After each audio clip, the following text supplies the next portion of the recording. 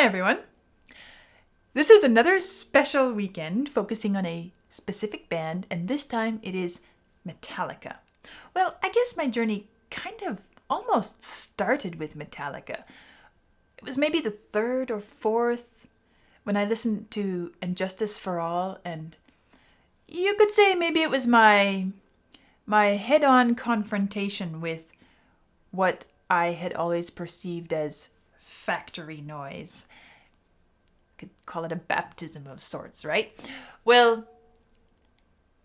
that was a very memorable experience for me and one that I appreciated a lot. Although it was a real challenge, I came away from that listening and study experience really feeling like I had become richer in my musical experience, and I appreciated that piece of music greatly.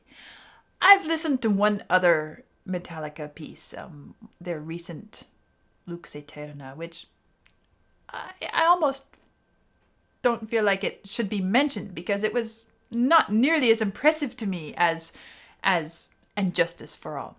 Anyway, so it's been over a year since that first exposure to Metallica, and I guess maybe Vlad had some real reasons for not bringing me back to it in a hurry.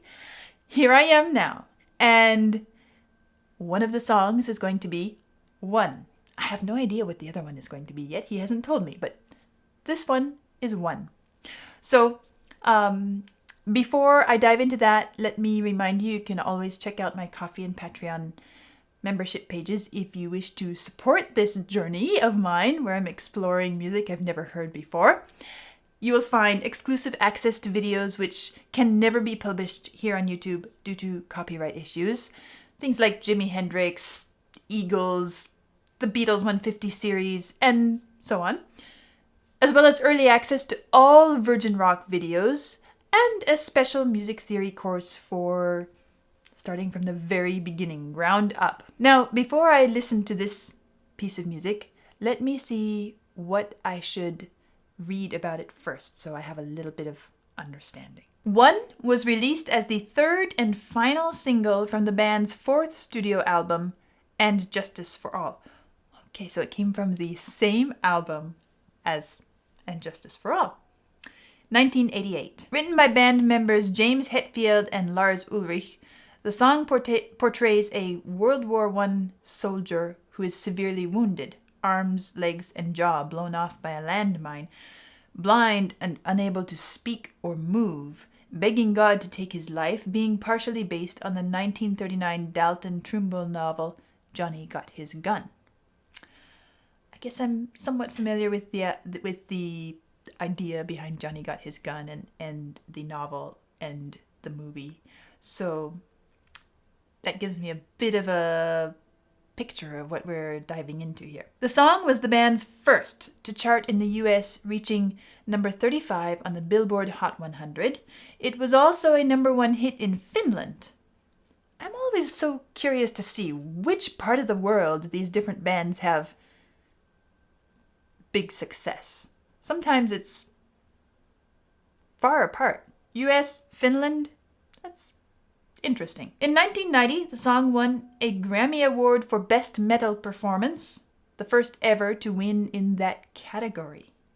In March 2023, that's this year, Rolling Stone ranked One at number 11 on their 100 Greatest Heavy Metal Songs of All Time list.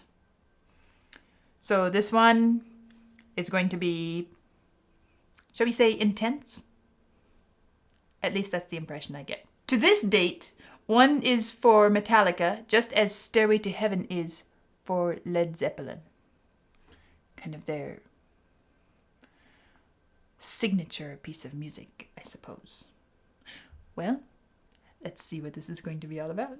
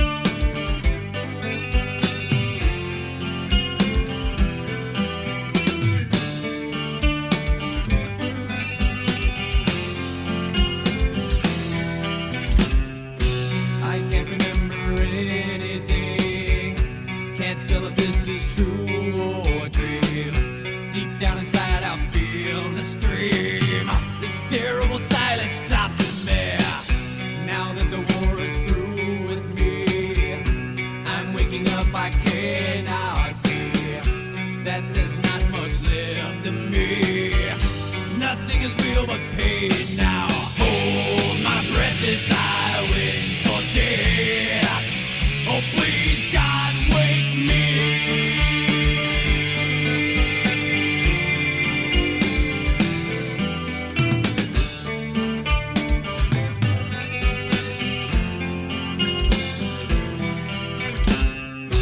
Back in the womb, it's much too real. In pumps life that I must feel, but can't look forward to reveal. Look to the time when I live, fed to the dude that sticks in me, just like a wartime novelty, tied to machines that make me be. Cut this life off from me.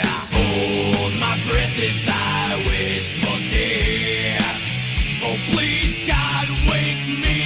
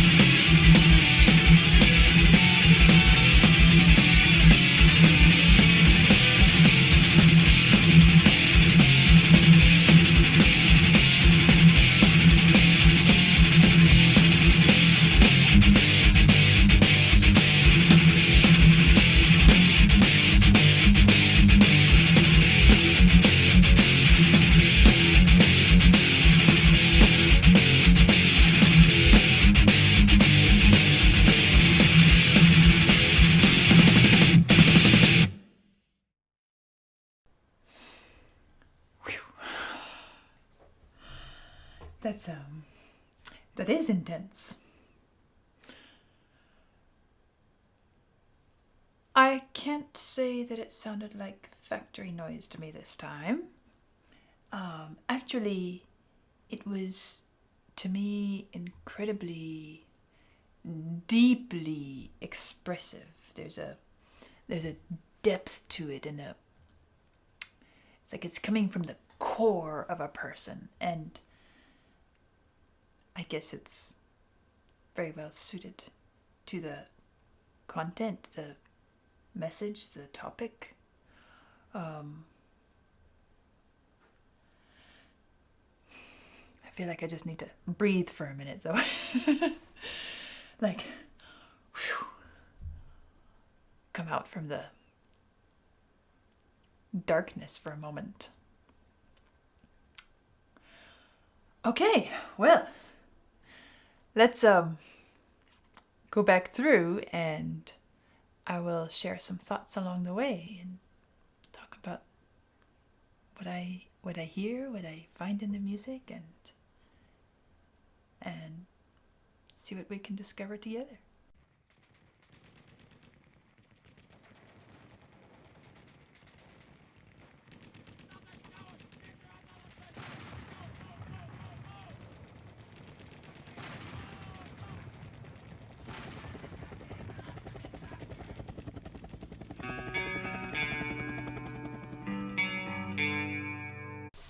So one of the things I noticed about this piece of music is that it's really about the music. The music is what is expressing this experience, this perspective. And there are a couple things that point me that direction. One is this opening, which is obviously a soundtrack to a battle scene or something like that, where you hear the gunfire, you hear the helicopter, you hear the voices shouting, and that is kind of a look back to what set the scene here. So it's not taking us into a piece of music that portrays that moment, but it is a snapshot of what put us in this moment here. Now, the other thing that points me this direction is looking through the lyrics, and they do express something of the experience, but and they do kind of express it directly, but I feel like these lyrics are simply pointing us towards what the music has to say to us. And so we have these two things: the intro, which is a warfare conflict zone where this injury took place, based on the book, the movie. And then we have the lyrics, which are about this present moment in time, which are also just telling us how we should relate to the music, what we should look for in the music, and what we should understand when the music takes us somewhere. It helps to illuminate what's happening in the music. Although the music is incredibly eloquent on its own, if there were no lyrics, if there were not this battle moment at the beginning, it would be much less precise. It would be more ambiguous. It would be open to, a lot more widely open to interpretation. But this way, we're really pointed to a certain type of experience and understanding a specific set of emotions and viewpoints which the music offers us. Sometimes I talk about how the music illuminates the text. But in this case, I would say it's flipped on its head. The text illuminates the music. And it's primarily about the music. The music is what pulls us in and drags us down into this darkness, into this isolation and this tragedy and this hell. It's the music that does that to us. So, let's keep going.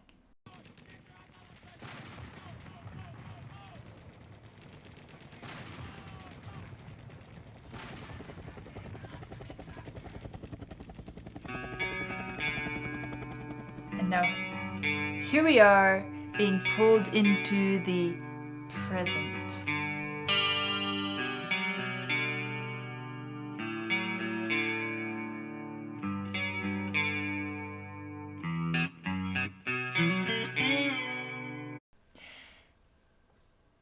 This intro is set once we get through the battle scene and we're moved into the present. We find it with a B minor chord. And that's really what we're centered around. And one of the things I noticed, just as in Justice and Justice for All, this music is not built around traditional harmonic schemes and structures and designs. And when I did my in-depth to And Justice for All, I had to take a different approach to the music than I might with something more harmonically based, structurally traditional. Here, it's about rhythms. It's about flavors, moments of little chunks of sound, textures, colors, tonal pictures, tone painting. And that's what we end up with here. This B minor chord doesn't mean that we're going to be in B minor or meeting the standard chords we might find in the key of B minor. But we are centered around B minor as a sonic center. So,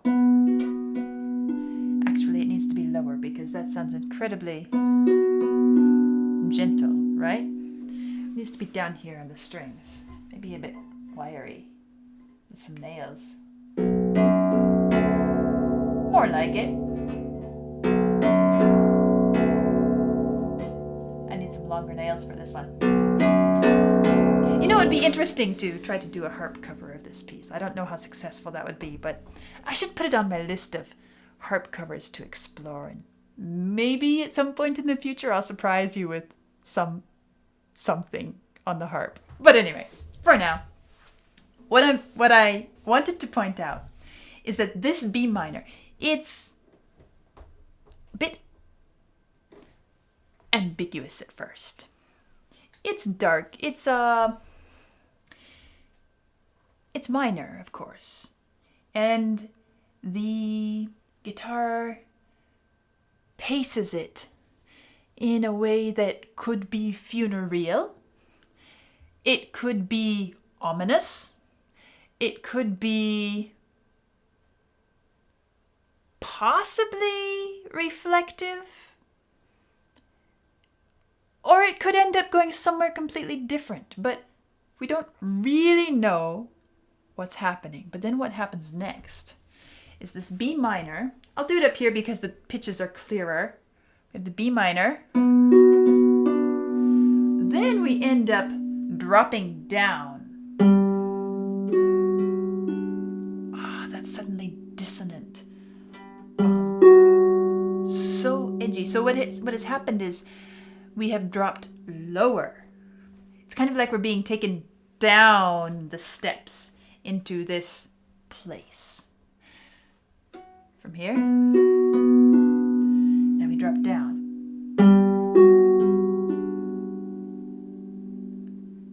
We return to this. Drop down again.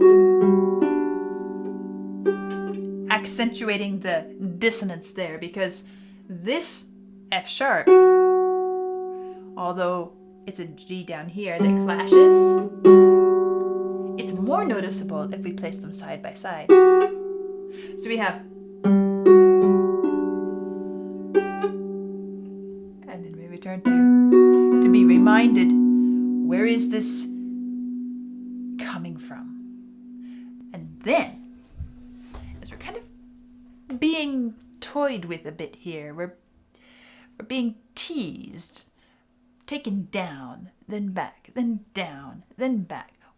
Where are we going? Then it takes us and truly walks us in. From here, then we step down. And then we step down again. And then we drop even lower to here. And we have, and then the whole thing happens again with the guitar, melodic guitar coming in. This figure, we could call it a riff perhaps. We could call it it's a rhythmic ostinato, but melodically it has a bit more than pure ostinato material.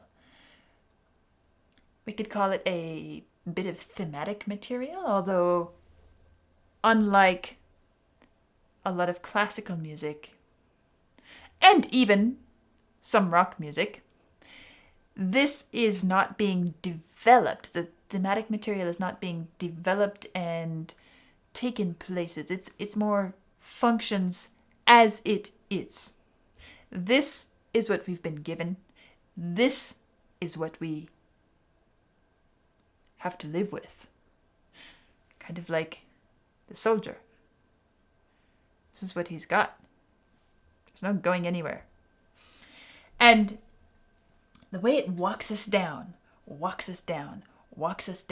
and draws us downwards into that dark place with this B minor sonority and the dark clashing of the dissonance G to F sharp. It's an incredibly eloquent and effective introduction for this tragic setting, this tragic experience. And I'm thinking about the use of this word experience. Many times when we say experience, we're talking about something that develops, an experience that progresses. This is an experience which the lyrics tell us, and we find in the music as well. It's static. There's no leaving it. There's no moving forwards in it. It's just a constant, locked, we could almost say a moment in time that continues forever. It doesn't go anywhere. There's the G. Back to this. Now we're going to start walking down. And walking down. And walking down.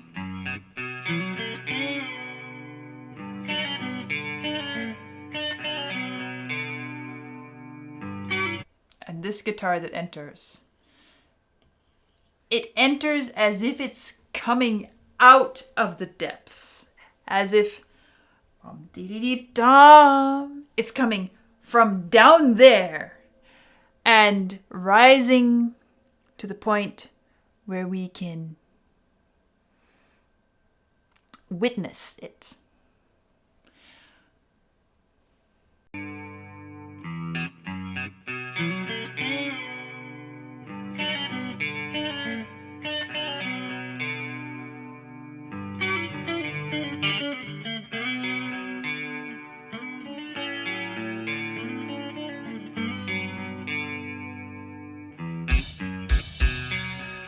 And then here come the drums.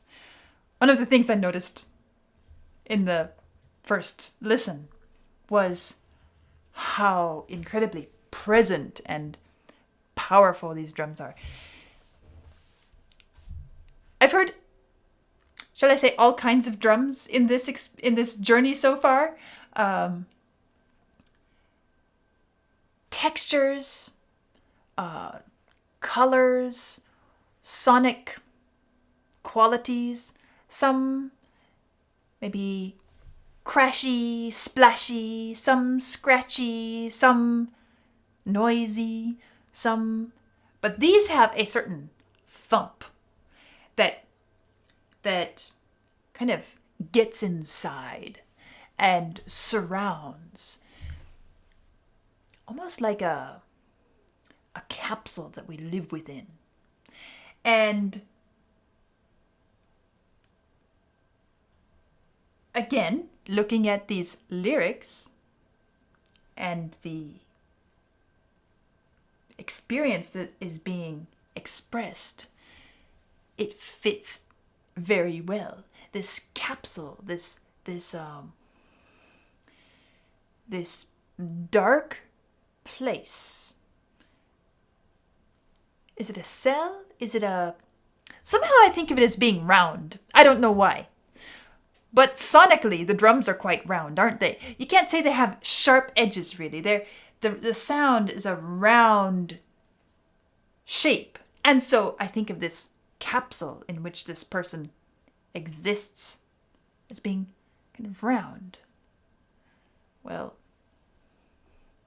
I'm not sure it even has a shape. But it's certainly a container.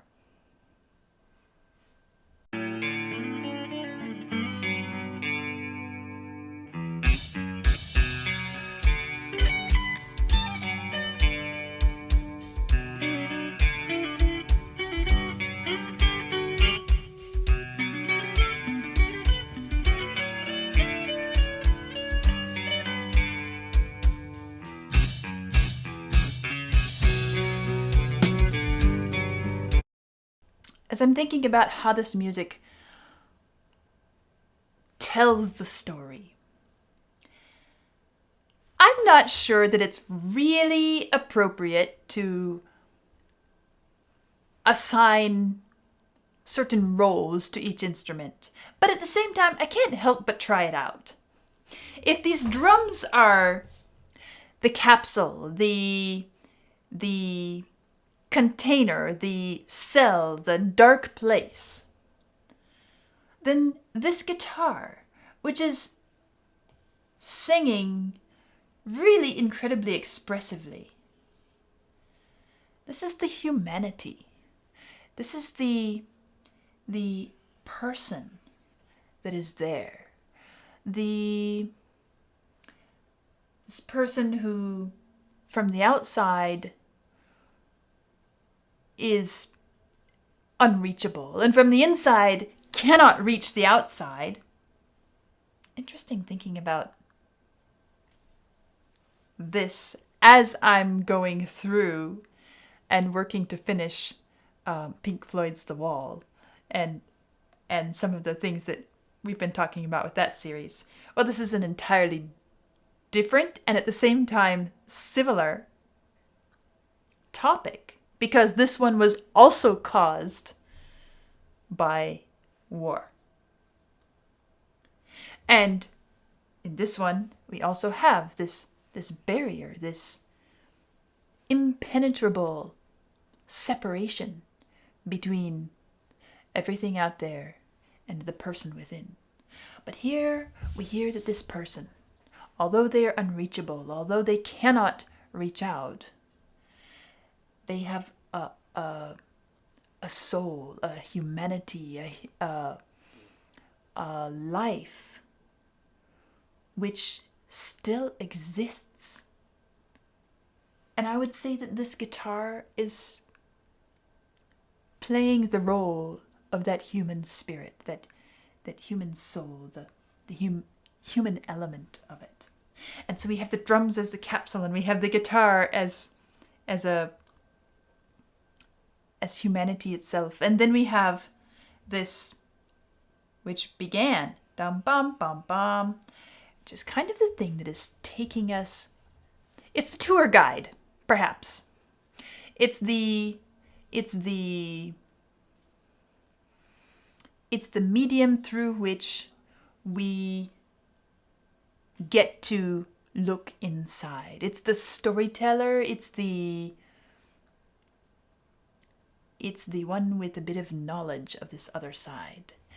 The liaison, the link between us, the world, and the one. Kind of works, doesn't it? At least so far.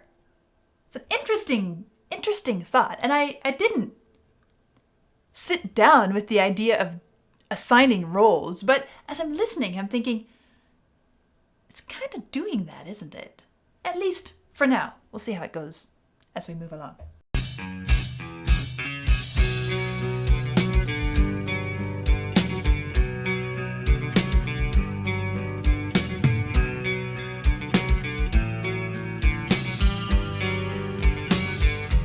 Isn't it interesting here how technically, this is a technical comment, how this riff pattern or this ostinato is staying the same, and yet it's getting a bit more vocal. It's getting a slight variation instead of, I'll play it up here. It's just easier for me to reach up here than to try to go down and play with my nails. So we have, instead of this, we have the same notes, but we played this twice, and then we added an extra one of these and came back to this. Oops. And every figure, we get to hear this dissonance. Actually, that's what it is. I have to read my score. And then we're back to.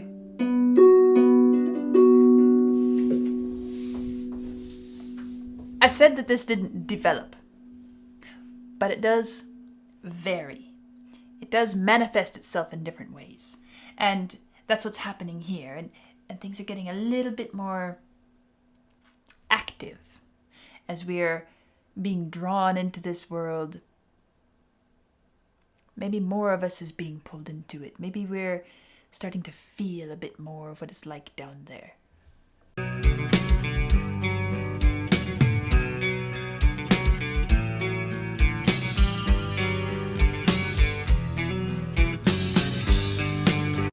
I feel like this F here, the F sharp that is being emphasized here, it's so eloquent the way it is then set against this G. Somehow this G, when it comes in, and it comes in so rarely compared to everything else, when it comes in, da-da-dum, da-da-dum, we hear it, and it's allowed to ring a little bit. And we hear the overtones and the clash and this dissonance that I was talking about. It when it comes, it's beautiful in its own way. There's something There's something incredibly expressive about it. Listen to what happens.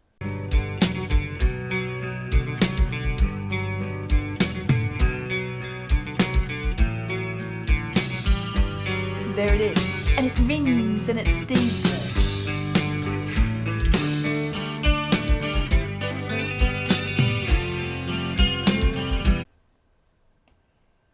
This becomes more atmospheric, more gentle. There's something, the harmonies and the way the strumming happens and the way it's allowed to ring. There's something incredibly gentle and sweet about this. How do we find gentleness and sweetness in this place? What is this here? And this is, I suppose, the point at which the whole idea of an instrument serving a role breaks down a bit. Because here, it's different. It worked well up until this point, and we'll find places along the way where it still works. But now this is coming in, and it's giving us a different angle, emotionally, sonically, to this picture.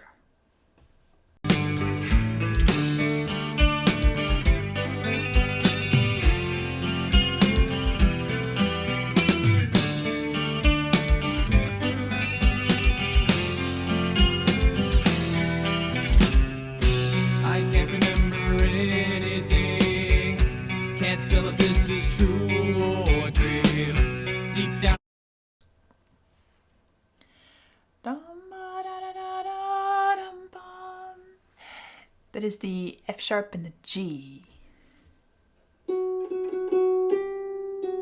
I was talking about, that is the clash, the dissonance. And now suddenly it's turned into this voice. I can't remember anything, da da da da, bum bum. When it's incredible how musical devices, musical elements have such a different effect depending on how they're used. If you're placing it one against the other and you're hearing this, it's so sharp and so uncomfortable. But when you hear it sequentially, da da da da da da da, it's just a peaceful stream flowing along. Da da da da da da da. And it adds an element of pathos to this piece of music. When you realize that this person is in this state, they still have the capacity to feel every emotion that any one of us can feel. They're still fully equipped with their emotional senses, even though so much else is gone. And perhaps they feel it even more intensely, more detail, because of the experience they've been through and because of their isolation. Well, then of course, how many of our emotions that we experience on a day-to-day basis are because of who we are within versus how we relate to the world around us? And if the world around us is cut off, how many emotions would we still feel on our own? It's an interesting thought, and I guess it's different for each one of us and be based on circumstances and context, of course, but still the capacity is there. I can't remember anything. Can't tell if this is true or a dream. Deep down inside, it does have a dream-like quality in the voice. This terrible silence stops in there. Now, and then his voice becomes more the pain and the passion and the frustration starts coming out in his voice. But when he starts, da, da, da, da, da, da, da, this Says, I can't tell if this is true or a dream. It has a dream-like quality to it. And then we start to have the voice taking us down into the reality of this as well. One of the things, just a comment, I appreciated about this in my first listen is that the voice, when he gives that roughness, the scream quality to his voice, the growl quality, it's still very tonally centered. And there were moments where it sounded as if the voice and the guitar were one. They were so in sync with each other. And we'll get there. So let's keep going. This terrible silence stops in there. Now that the war is through with me, I'm waking up, I cannot see that there's not much left of me. Nothing is real but pain now. Hold my breath as I wish for day. And as the lyrics are taking us through what we should understand in the music, nothing is real but pain now. And this idea that I'm waking up, I cannot see, there's not much left of me. We can also take the introduction, the introductory material before the verse starts, as that waking up period as well. Coming to consciousness, waking up and finding out the status of things. That would be another way of interpreting that. And then this chorus. This is where the voice and the guitar become incredibly powerful together. Real but pain now. Hold my breath as I wish for day. Oh please God, wake me.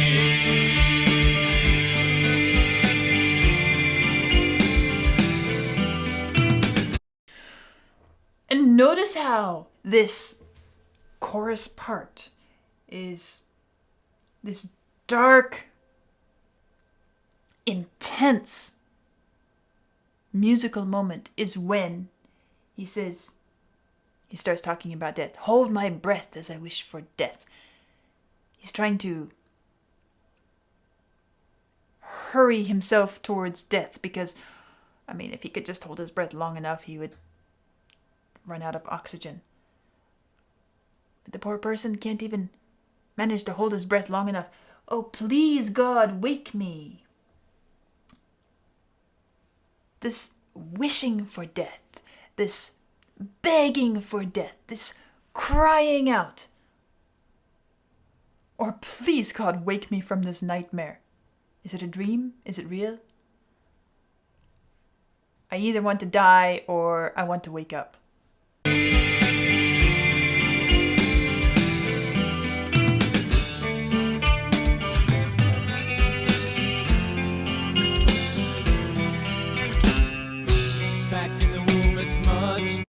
And as we are going through this little interlude section, let's listen to that again.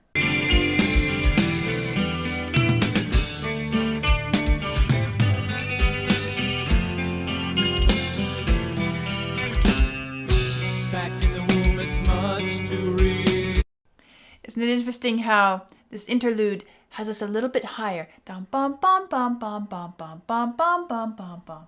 But then it takes us back into, kind of walks us down from this E minor down to the same place. Dum, da, da, da, da, dum, bum, bum. Listen to that transition.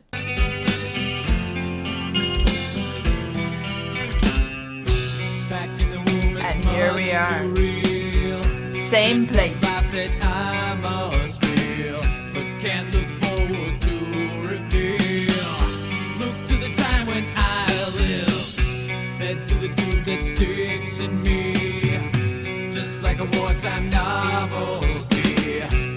tied to machines that make me be. Cut this life off from me. Hold my breath as I Wishing wish for death again. Oh, please, God, wake me.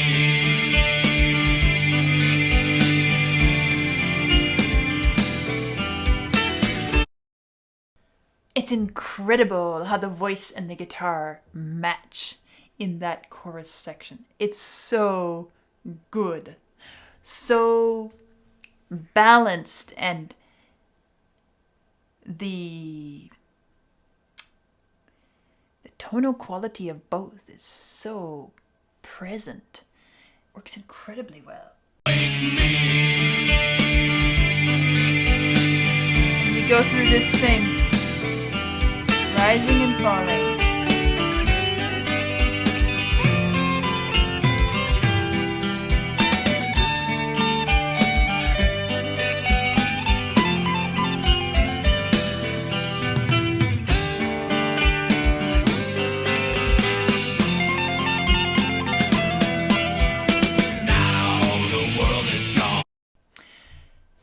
This passage here, kind of the guitar solo, perhaps we could call it. It takes us up a bit brighter. There's a hopefulness to it, and at the same time, we find ourselves back down at the same place. But somehow, as I'm listening to the drums in this guitar solo, I begin to feel like the drums are not just functioning as the capsule, the cell, but also the desire to break out from the inside, the beating at the walls, pounding at the walls from within. It's the heart beating, it's the spirit trying to break out of this prison. And the guitar is kind of this, again, this reminder that this is a real human being. There's also a quality of life support here. If you've ever been in a hospital ward, you hear all the different beeping and the pumping and the machines helping keep things alive and giving warnings when something is off, and you could say that this guitar has some of those beeps mixed in with this whole, it's this whole swirling mix of sounds and experiences and places here.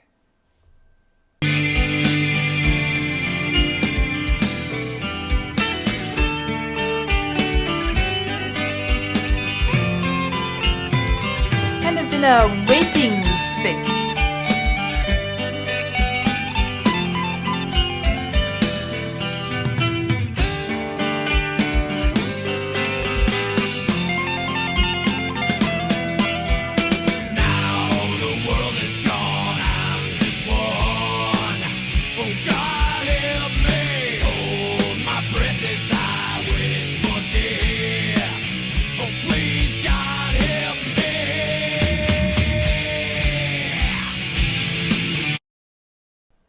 And this is where it really starts to get incredibly emotionally intense and dark.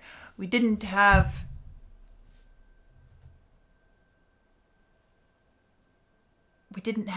a verse here. We just returned to the chorus.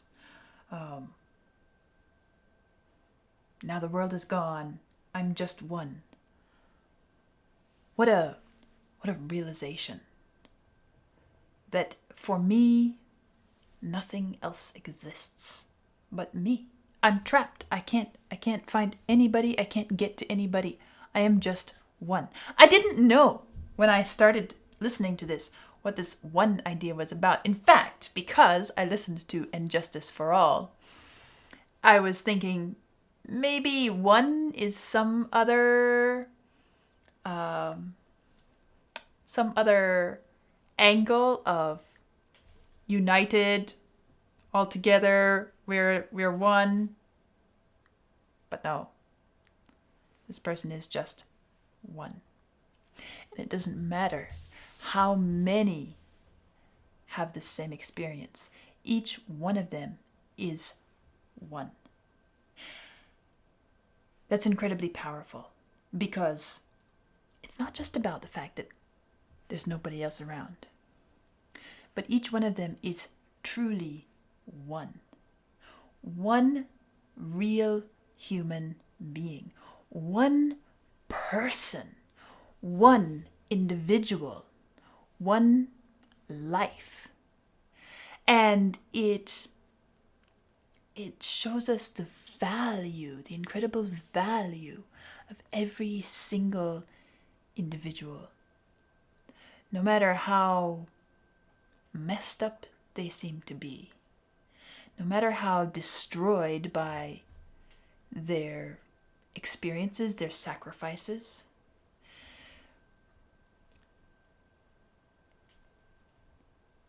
we often recite these phrases, he gave his all, he sacrificed everything, he gave for his country, all of these things, which are all true, but they become cliche, they become tired, they become meaningless with overuse. And we start to feel like, how many times do we have to hear this over and over again? Because, come on. This song brings us back to the reality, to the awareness that every single one matters. Not just who they are now, but who they were, who they always will be.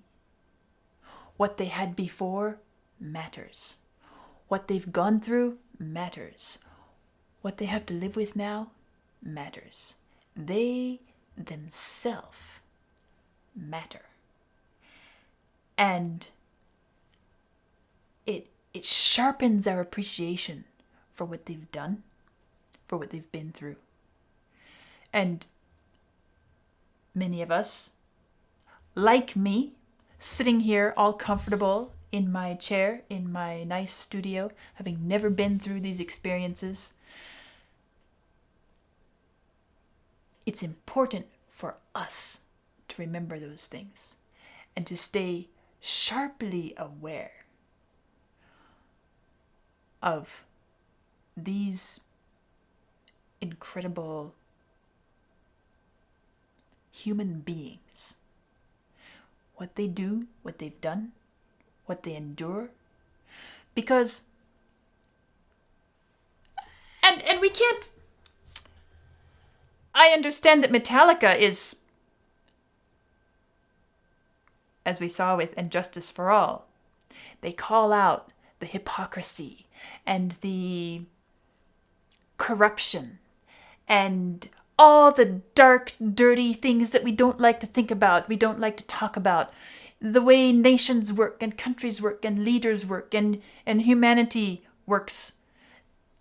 That is all true. But what we have to remember is that every single person matters. Regardless the corruption, regardless the story, the politics and everything else, every individual matters.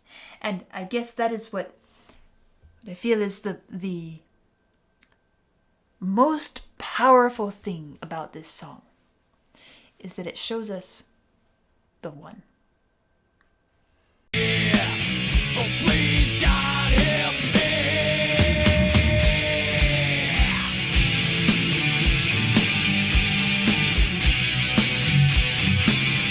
You feel the frantic entrapment, the terror, and the strength.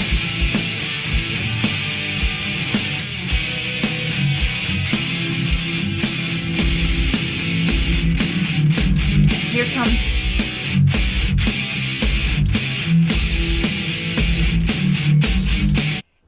it's an echo of the battlefield, a reflection of the battlefield.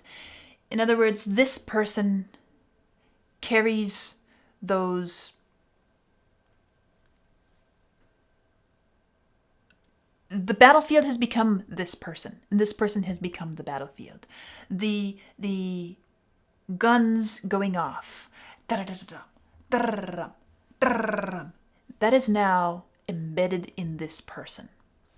And that is one of the last things this person remembered from the world out there before they were isolated here.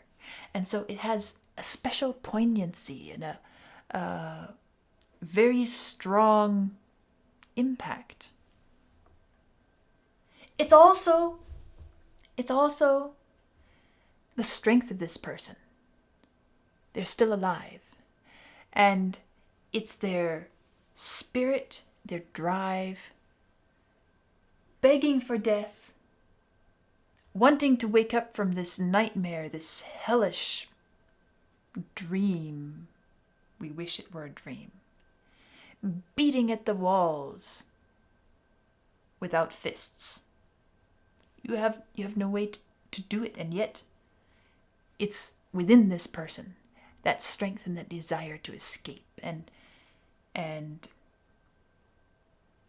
it's the heartbeat. It's so many things, and we hear it over and over and over again because it is, in a way, this person's existence.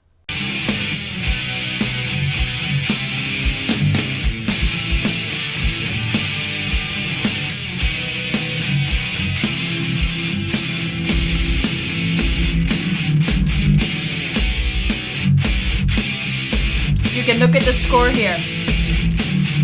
It's the same all the way through.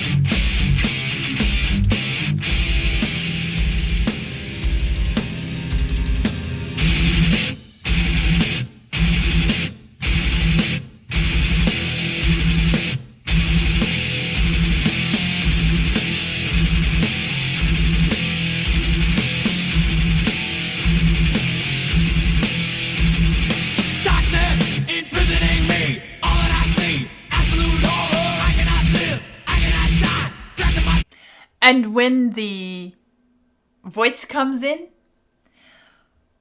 we hear again the horror, and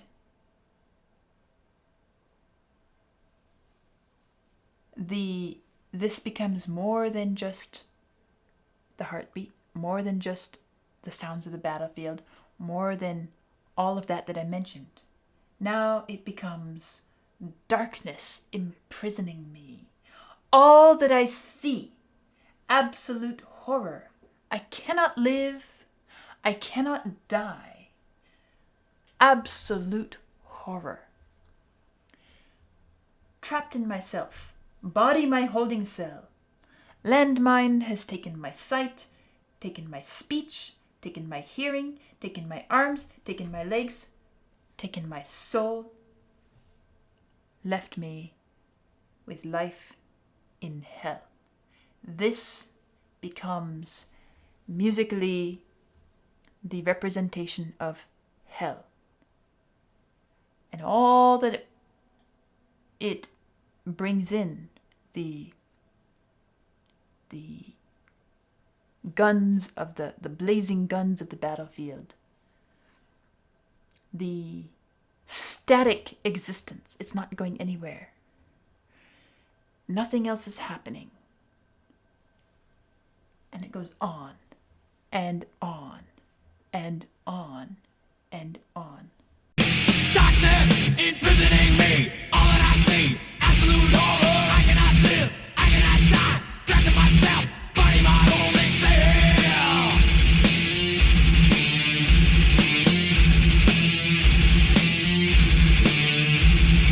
Landmine has taken my sight, taken my speech, taken my hearing, taken my arms, taken my legs, taken my soul, left me with life in hell.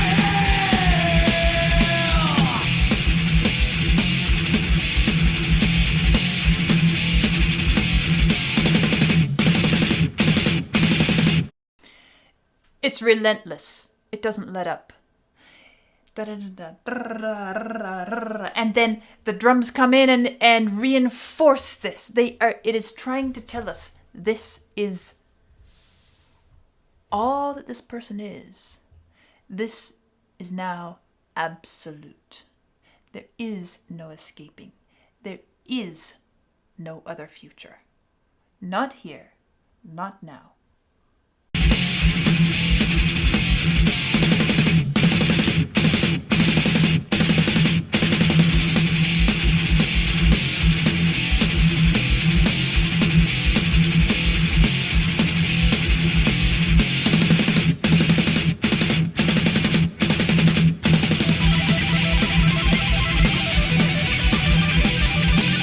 Frantic.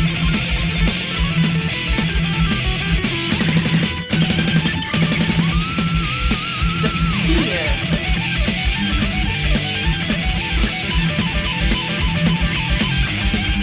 Desperation.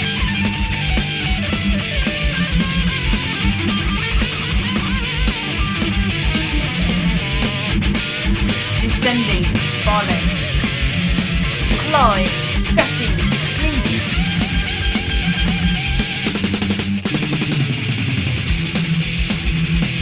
It goes on.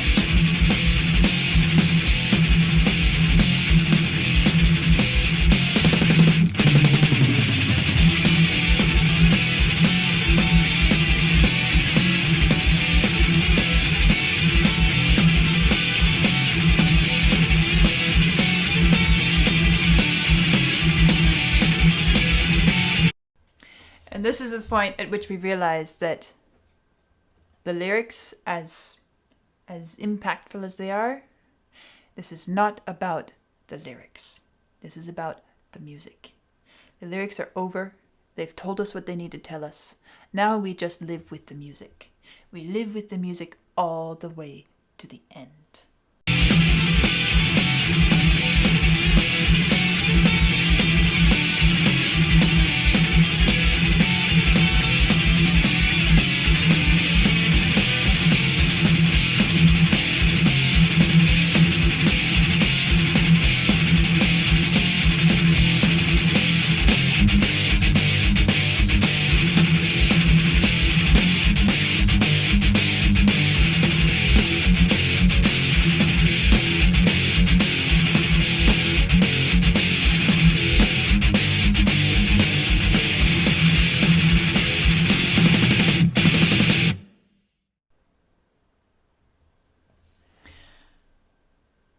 And such an abrupt end.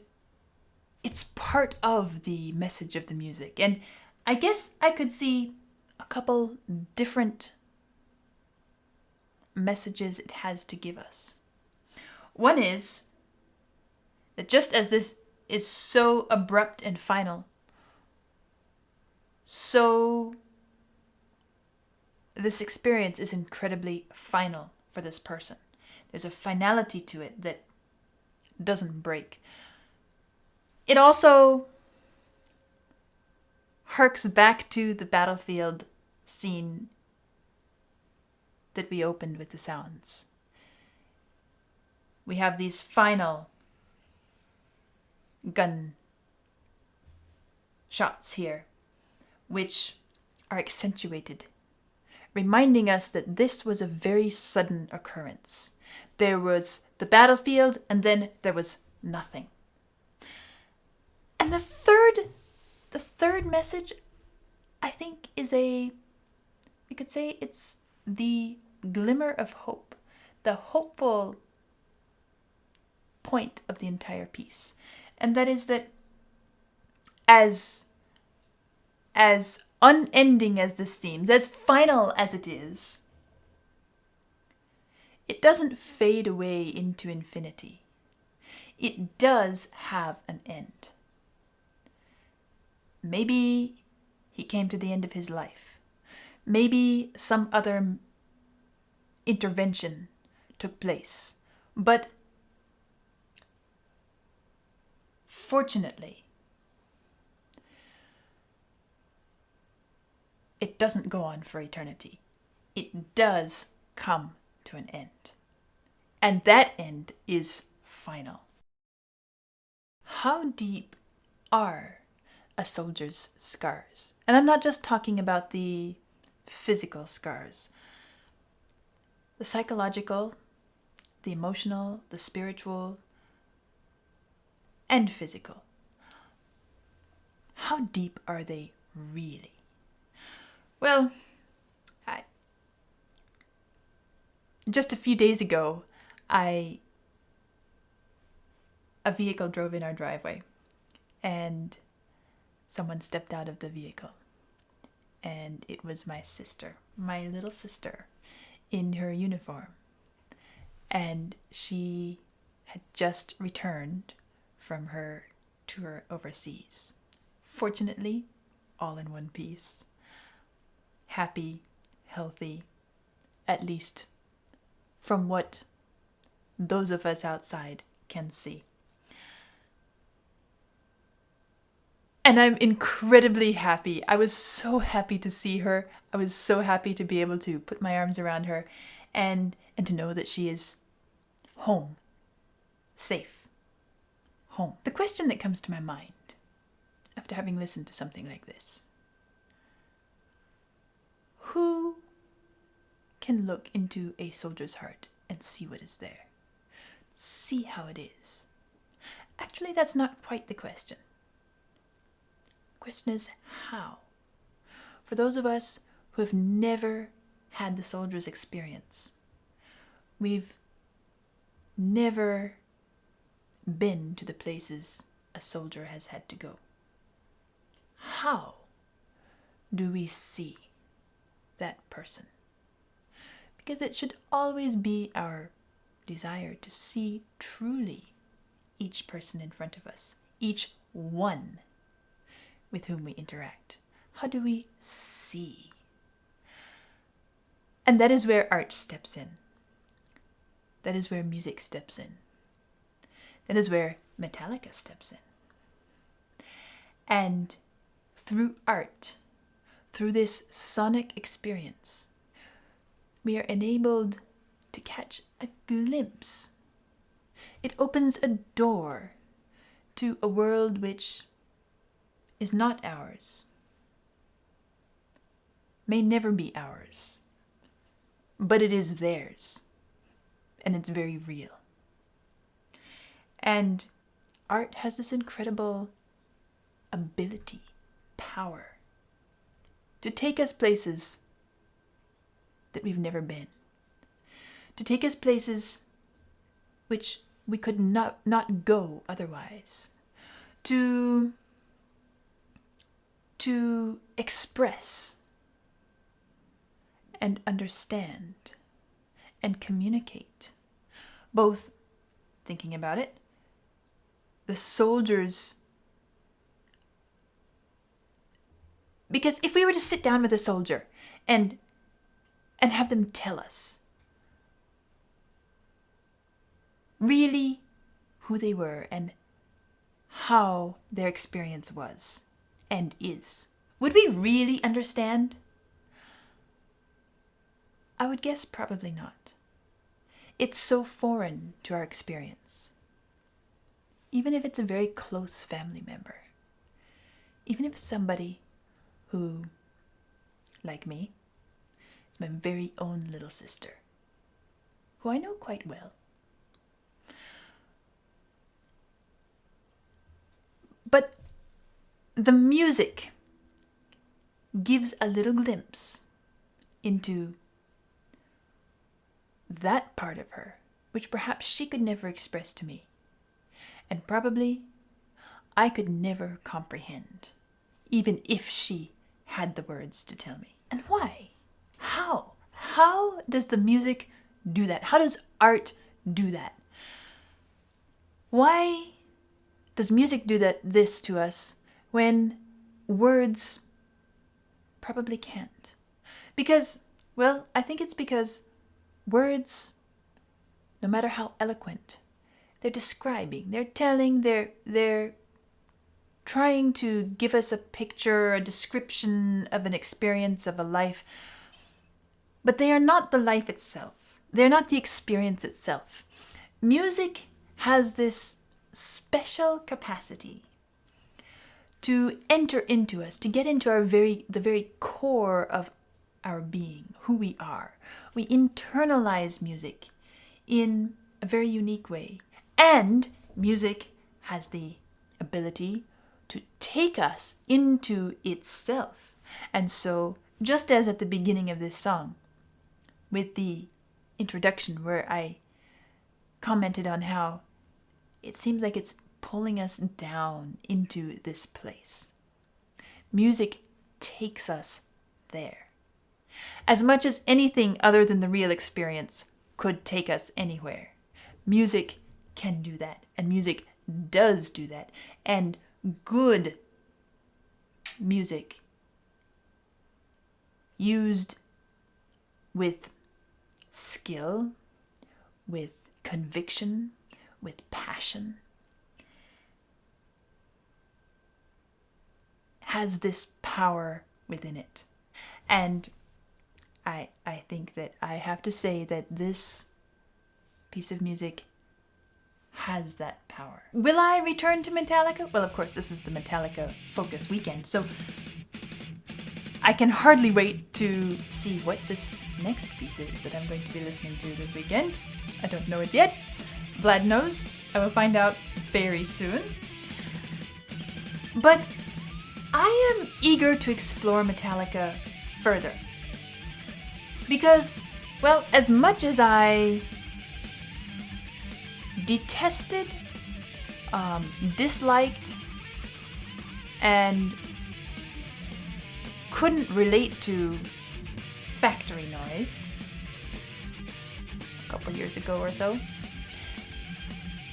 I have to say that the two major Metallica pieces I've listened to, and I'm leaving Lux Aeterna out of that, and Justice for All and One, these two pieces, I have found to be incredibly powerful, with depth and passion and eloquence and skill. It's not just about the skill, it's not just about the virtuosity or the expertise or the knowledge or the interesting ideas or the way they had. It's not about that. It's about all of it together. And the artistic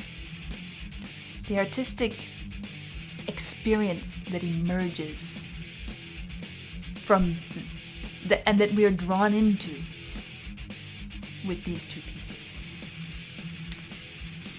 I'll see you next time.